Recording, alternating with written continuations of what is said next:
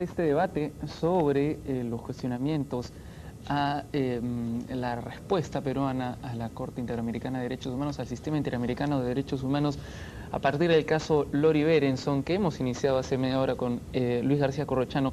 Y para ello está con nosotros Walter Albán, defensor del pueblo. Bienvenido, doctor Albán, ¿cómo le va? Un gusto. Buenos días, Raúl. Bien, usted ha escuchado el razonamiento del doctor García Corrochano. ¿Qué le parece en términos generales las alternativas planteadas? Bueno, no lo he escuchado completo y en algunos aspectos ciertamente no lo comparto porque creo que hay un problema previo que habría que examinar aquí. A mí me parece muy importante que los peruanos y peruanas seamos conscientes de que de alguna manera estos problemas se generaron en el pasado, no son un asunto nuevo. Esto estuvo anunciado tarde o temprano. El Perú tendría que pagar la factura de lo que ha significado una política en extremo triunfalista de una normatividad que fue ciertamente en muchos aspectos violatoria de derechos humanos y que no permitía una solución definitiva. O sea que recién ahora se está cobrando la factura. Definitivamente estamos de alguna manera en la resaca de ese triunfalismo extremo, señalo, en el cual se aprobó una normatividad sobre la base del todo vale, dejando de lado lo que significa un sistema de protección de derechos humanos al cual el Perú estaba integrado por su orden interno de la propia Constitución y las normas, en este caso, de la Convención Americana de Derechos Humanos. Muchas instituciones lo habían venido señalando desde hace mucho tiempo. Sí. A la larga, estos juicios van a ser cuestionados en el futuro, porque son juicios donde ciertamente no se respetaban las reglas del debido proceso. La Defensoría del Pueblo lo señaló en repetidas oportunidades. El año 97, cuando presentamos el primer informe del Defensor del Pueblo por los 2 primeros años de gestión, ya lo señalábamos. Estos juicios van a ser cuestionados en su momento, la legislación antiterrorista tiene que ser revisada. Lo dijimos el año 2000, en 2 oportunidades a propósito del informe de la Comisión Ad Hoc para Indultos, cuando cerró sus actividades, y también cuando hicimos un informe sobre la situación de cárceles y los problemas penitenciarios. De manera que esto no debería ser nuevo, esto ya estaba anunciado, y ahora se trata de con calma ver cuál es la estrategia más inteligente, porque tampoco podemos aceptar, ciertamente, ahí coincido con lo que dijo el doctor García Corrochano, la impunidad no la podemos aceptar ni para los agentes del Estado que violaron derechos humanos, ni mucho menos tampoco para los terroristas o quienes han actuado violando ciertamente también estos derechos. Yo he escuchado ya a más de una persona decir que frente a esta situación el Perú debería retirarse de la competencia contenciosa de la Corte Interamericana de Derechos Humanos. La legislación antiterrorista respondió a una coyuntura específica, permitió solucionar el problema del terrorismo cuando este tenía además una fuerza, una importancia ya casi a nivel nacional. Había ingresado a Tarata, le estamos recordando precisamente ayer, se cumplieron 10 años, y estaba acercándose cada vez más a tomar el control, no sé si el control, pero cada vez era mucho más peligroso, ya no había la capacidad ni la posibilidad de salir a la calle, el país estaba frenado, parte del terrorismo había copado ya, digamos, la posibilidad del desarrollo económico. Entonces, bueno, una legislación extrema como esta respondió a esa coyuntura, una medida desesperada quizá, y se logró solucionar el problema. Pero creo que ahí hay mucho que no se ha examinado con detenimiento y que algún día valdría la pena revisarlo con todo cuidado. A mi modo de ver, en efecto, el terrorismo llegó a poner en jaque al Estado peruano, pero lo que hubo fue grandes errores en la respuesta que el Estado tuvo desde los inicios de la década del 80 cuando se desata el fenómeno. Esos errores se fueron corrigiendo en el camino y creo que no habrá ninguna discusión respecto a cómo se comienza a derrotar al senderismo, por lo menos, cuando en septiembre del año 92 cae Abimael Guzmán, y no cae por esta legislación, cae por un trabajo de inteligencia. Que no atacó a ningún derecho humano. Definitivamente, escuché, y habría que recordar, decía el doctor García Corrochano, que el Perú encabezó la lista de países con mayor número de desaparecidos durante varios años ante la comunidad internacional, y tenemos acá por resolver miles de casos de desaparición forzada, o sea que no ha sido tampoco esto sin costos muy altos, ¿no? Como los que aquí acabo de señalar, pero precisamente yo creo que lo que motivó la derrota fue ya la captura, una captura que pudo haberse producido mucho antes y la estrategia hubiera sido también la misma que se siguió al momento en que se consiguió esta detención, ¿no? ¿A usted qué le parece, por ejemplo, la posición de Marcos Ibaceta, que dice que desde hace buen tiempo viene reclamando la modificación que se ha necesitado hace 12 años aproximadamente, 14 años, del 88 creo que la Comisión dio las recomendaciones para que esta legislación antiterrorista o la legislación antiterrorista de ese entonces se modificase? ¿Qué le parece? Porque él finalmente juzgó al amparo de esa legislación, ¿no es cierto? Claro, yo coincido con lo que ha señalado el doctor Ibaceta respecto a que tampoco esto queda en un problema del pasado, o sea, en el presente nos hemos descuidado porque no se ha legislado para suplir esa normatividad que es violatoria de la Convención Americana, que es concretamente lo que aquí estamos discutiendo como cuestión de fondo.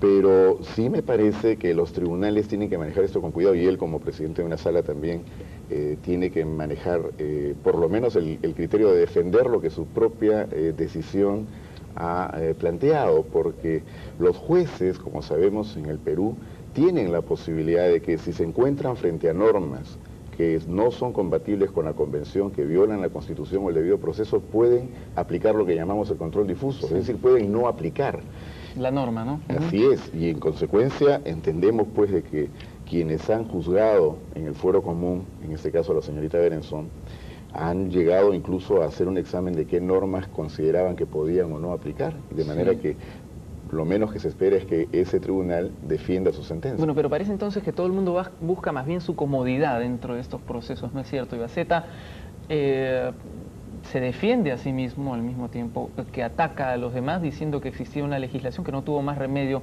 que juzgar a Lori Berenson dentro de ese esquema.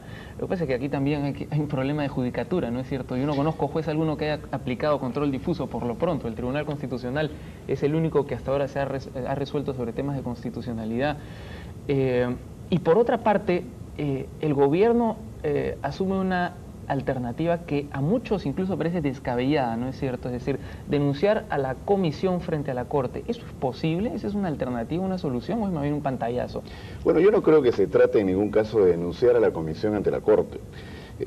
Lo que ocurre es que hay un informe que ya la comisión ha entregado conforme a las reglas de este procedimiento, es un informe confidencial que el gobierno ha recibido hace ya casi 3 meses. Y hay un plazo, precisamente. En ¿3 meses? En esos 3 meses, o el gobierno acata las recomendaciones que la comisión ha formulado, o simplemente las desconoce. Y transcurrido este plazo, la comisión tiene la posibilidad, no necesariamente tiene que hacerlo así, de llevar el caso ante la Corte Interamericana.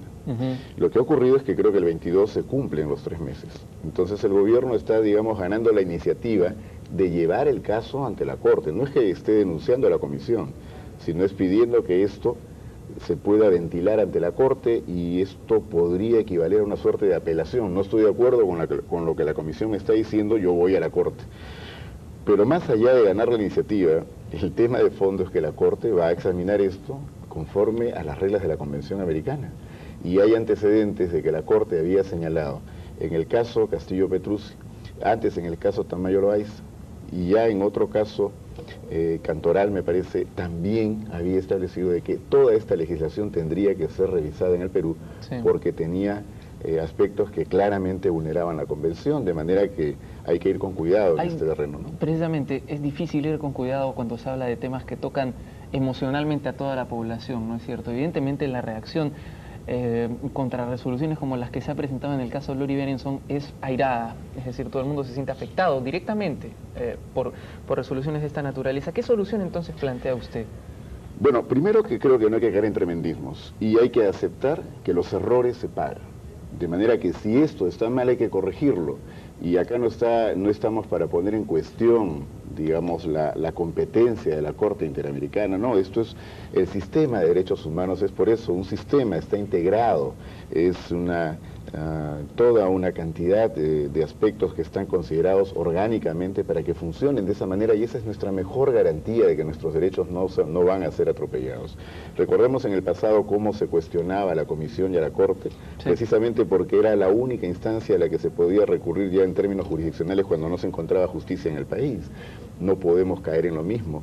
Si ahora esas mismas instancias nos hacen ver qué errores se han cometido y cómo tendrían que subsanarse, me parece que lo prudente es que tomemos con calma y con inteligencia cuáles son los caminos correctos a seguir y rectifiquemos lo que haya que rectificar. Antes de ir a la pausa, es poco probable también, usted me venía comentando antes de la entrevista, que la Corte ordene la liberación de algún terrorista, ¿no? Bueno, no hay antecedente de que la Corte haya ordenado que se dé la libertad a alguien que tiene probada vinculación con el terrorismo. O sea, lo que la Corte ha ordenado en estos casos es que se abra un nuevo procedimiento, un nuevo juicio, y creo que que hacia eso en última instancia habría que apuntar, y lo que sí es importante es que si se va a producir un nuevo juicio se haga con reglas que no estén afectando a la Convención, de manera que esa legislación antiterrorista tiene que revisarse. Este es un tema pendiente. Sí, pero no Hoy sería... precisamente la Comisión de la Verdad ha convocado a una sesión en la que estaba previsto discutir el tema de la legislación antiterrorista, porque hace bastante tiempo que se viene ya planteando la necesidad de que esto se sustituya. Ahora, finalmente, el problema de eso no sería que implicaría aplicar retroactivamente la legislación, la nueva, la modificada, para los casos de Berenson, para el caso de Berenson, por ejemplo.